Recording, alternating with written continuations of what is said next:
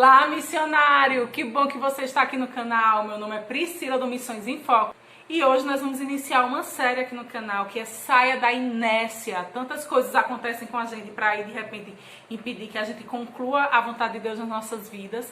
Então hoje começa e o tema é como manter o foco no chamado quando se passa muito tempo. Então fica aí que vai ser muito legal.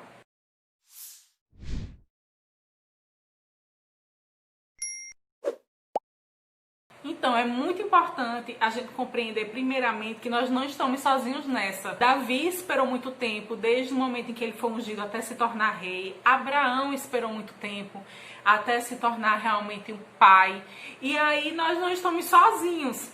Mas realmente no momento em que nós ouvimos uma promessa do Senhor, recebemos algo específico da parte dele, parece que a gente quer que aconteça como um passe de mágica, né? Dá vontade de largar a escola, emprego, faculdade, largar tudo e cumprir o chamado, principalmente se esse for um chamado transcultural. Mas a gente tem que ter paciência, porque tão importante quanto o cumprimento do chamado é o caminho que se percorre até ele.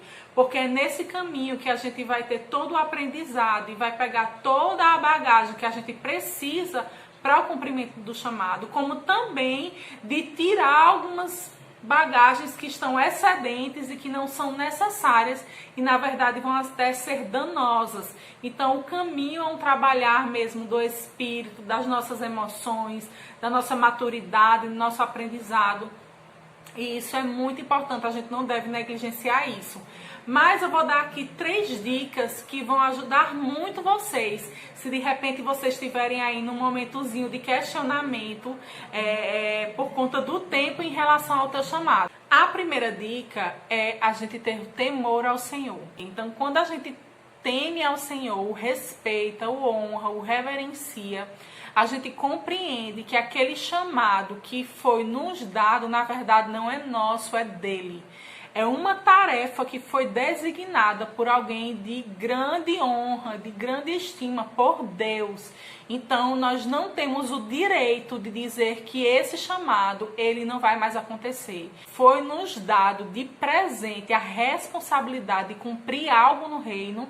E aí, quando nós tememos ao Senhor, nós compreendemos o quanto isso é importante e conseguimos deixar ele guardado ali, protegido, para que o tempo não faça com que ele se desgaste ou que ele simplesmente suma no nosso coração. O segundo ponto é a gente vigiar o fato de nós não falarmos nada contrário em relação ao chamado.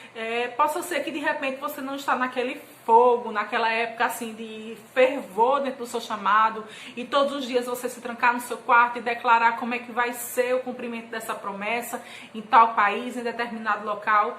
Mas se você não está com essa força, pelo menos não faça o contrário. E não chegue e diga assim, eu não vou mais. Eu abro mão desse chamado. Eu lembro que teve uma vez que eu passei por essa situação e eu lembro que no meio de uma oração, eu já tão desgastada por algumas situações, eu disse, Senhor, eu não quero ir mais não. E naquele momento, eu senti o Espírito Santo se entristecendo dentro de mim. Na mesma hora eu voltei atrás, eu pedi perdão, eu disse, Senhor, me perdoe. Eu vou, me desculpe por esse momento de fraqueza, sabe? Me perdoe, eu vou. Não sei como é que as coisas vão se organizar, eu não sei como é que toda essa situação vai se desenrolar, mas tudo bem, eu continuo crendo, eu guardo meu coração em relação a isso. Então assim, não diga ao contrário, pelo menos não arranque essa promessa, sabe? Não fale algo contrário, não coopere contra tudo isso. E o terceiro ponto é a gente compreender o caráter de Deus. Deus não é homem que minta, nem filho do homem para que se arrependa. Prometendo ele não cumprirá. Deus é aquele que vela sobre a sua palavra. Quando fala, ele cumpre. Então, ele é o primeiro interessado para que todas as coisas que ele tem para você se cumpra. O que a gente deve fazer é simplesmente ficar na posição e buscar dele quais são os caminhos que nós devemos fazer, até que as coisas comecem a se desenrolar e ele comece a te dar as próximas direções. Mas entender que ele não deu essa promessa para você há 5, há 10 anos e simplesmente deu uma amnésia, sabe? Eita, Priscila, eu esqueci de comprar a passagem dela. Não é assim. Então, entender o caráter de Deus é muito importante para esse momento. E durante essa trilha, sabe, esse caminhar, tem tantas coisas que a gente pode fazer no reino. Você pode ser um missionário online, clica aqui em cima que tem um vídeo falando sobre isso.